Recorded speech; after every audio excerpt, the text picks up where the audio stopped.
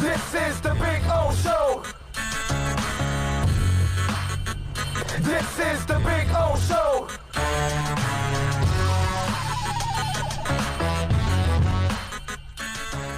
Fun. It is a big day today, obviously, because it's not often that you have two of your local teams in the playoffs. That's how many cities right now around the country can say, hey, we've got two teams right now in the playoffs.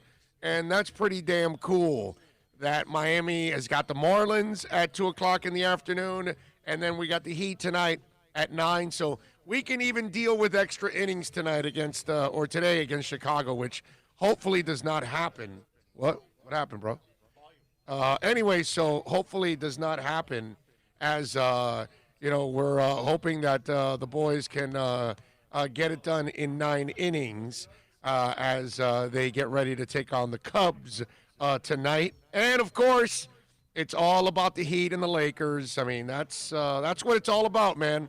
This is – I was thinking about this, and, we've had some really special moments in sports history.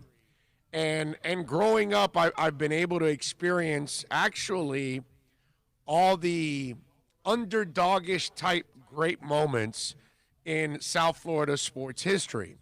And what I mean by that is it started in 1983 when the Miami Hurricanes beat Nebraska. Because, see, the 70s Dolphins, that wasn't an underdog. You were undefeated, dude. I mean, you were a badass team. In those 3 years, you lost the first Super Bowl, then you went and won the second and third one. It wasn't a surprise, you know what I mean? Little old University of Miami coming out of nowhere with Bernie Kosar at quarterback and Howard Schnellenberger and all that good stuff to take down big, bad Nebraska in those days was something incredibly special because it allowed the football program to break through and obviously build on all those other championships that they won after that. And it's been, a heck of a program. I know as of the last few years, it's been down, all that, but they're trying to recapture it. But my point is, that was the first great championship moment for them. And after that came the 2003 Marlins. Because the Marlins of 97, they weren't a surprise. That was a hell of a team. That was a team that, when you put it together, you had World Series aspirations. Not in 2003. In 2003, you end up going to the finals against the Yankees. And you're a bunch of young guys with a couple of veterans, and they all have career years. They put the magic together from May on. After they make the managerial change, they call up Cabrera, they call up Dontrelle Willis, and the rest is history. And they go on to beat the bad Yankees. See, when Miami won the championship in 06 with Shaq and Wade, that wasn't a surprise. When you win it with the big three, that was not a surprise at all. So now we fast forward to 2020. And tonight starts a Heat team that nobody really expected in the finals at the beginning of the year. Come on, man. I mean, we didn't expect a pandemic. We didn't expect them to end up in a bubble, et cetera, et cetera, et cetera. But even going into the bubble, I don't care what Jimmy Butler says. Okay, and I know they've run that soundbite over and over again where he, did the interview with oh God, I'm forgetting her name now from The Jump, Rachel Nichols. And he was saying, I really believe we got a chance and all that. And that's all well and good. Lots of teams felt that they have a chance, okay? But realistically, it just didn't look like Miami was going to end up in the title game. You know what I mean? Come on. And so now nobody's picking Miami to win either. All the experts, they're going to pick the Lakers. They're going to go with the two best players on the court. They figure with LeBron and AD, it's over. And so really Miami is not supposed to be here. Not picked to win the series, a monster underdog in this series, overall. So this might be that next great championship moment for South Florida sports.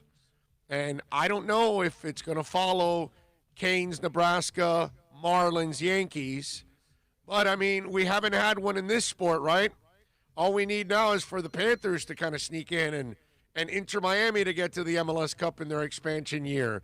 You know what I mean? To kind of add to all of that in those championship moments. Because, remember, all the Canes championships after that weren't a surprise anymore. 85 wasn't a surprise. 87 wasn't a surprise. 89 wasn't a surprise. 91 wasn't a surprise. Not 85. I don't know why I said 87. 87, 89, 91, and then obviously 2001. Surprises were losing. Right. Surprises were losing. Exactly. And so this is, it could be the third chapter of absolute, storybook ending for a South Florida team to follow the 03 Marlins and the 83 Hurricanes. Oh, and just to have a little fun, okay, because I keep saying Canes won it in 83, right? Marlins won it in 2003, right? What do I say is going to happen in 2023? That would be the day the fins swim. I'm just saying, 20 years, 83, 2003, 2023. I'm just saying. I like where you're going with this. I'm just saying.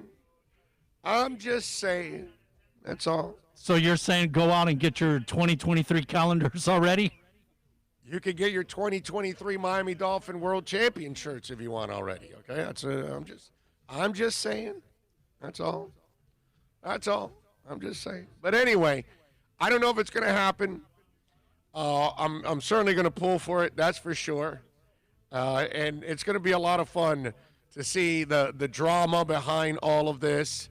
It's going to be fun to see because there are two characters in this battle tonight, and one of them is LeBron, and the other one is Pat Riley. And Pat's not coaching. Pat's not in the locker room. Pat's not there to motivate the players. All of that. He is kind of motivational with his presence there. You know what I mean? That's something that I know that the other players look at, and obviously they admire that the Godfather is there watching and rooting the boys on. But the two people that want this championship badly, we know Spo wants it. We know Jimmy Butler. I mean, you're going to talk about a guy that's going to sell out. You're going to watch that. But right now, to get to this point, the guys that want this badly, and they will do anything to get it, will be LeBron and Riley. LeBron and Riley, I know that they kind of made up and all that, but still deep down inside, Riley's pissed. Riley's still pissed about all of this. Riley's still pissed that LeBron, the first chance that the thing went awry, he took off and went somewhere else, and he gave up. And, Riley's not a quitter. He's just not that dude. And he wanted to fight through all of this because he felt like he could rebuild around LeBron. And he's proven it already that he rebuilt without LeBron and got to the NBA Finals now. So he proved that if LeBron would have stayed, they probably would have gotten back to the finals a lot faster than 2020. But that's fine. And now there wouldn't be a sweeter championship for the Heat than this one right here. This would be, in Riley's eyes, probably the sweetest championship because it's like I say, 2003 Marlins and 97 Marlins, they're both champions. But the 03 one is always a little bit more special because those youngins overcame everything. 2001, 91, 87, all those championships are 89, all those championships are enormous for the Canes.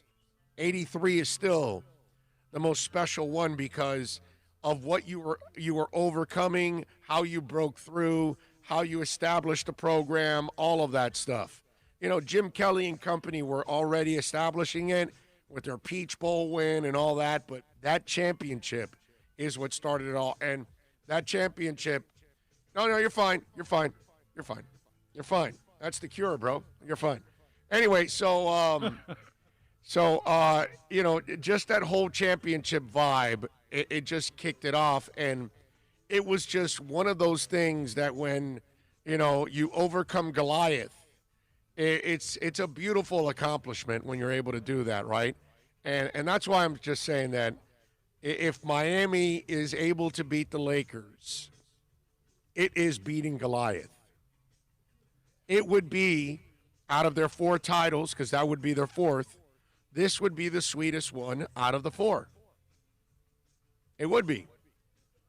I mean, it's the one that nobody expected. And that's what happened in 2003 with the Marlins.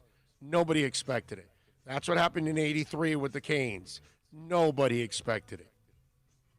So it's pretty awesome. Remember that Nebraska team, they were averaging 500, 600 yards a game. Monsters. They were being talked about Monsters. as the greatest college football team ever. Yeah.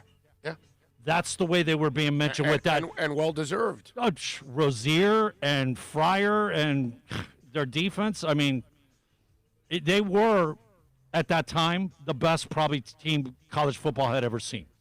Yeah, well, I don't know about 79 USC, probably a little better still, but I get what you're saying. They were right there. No doubt about that.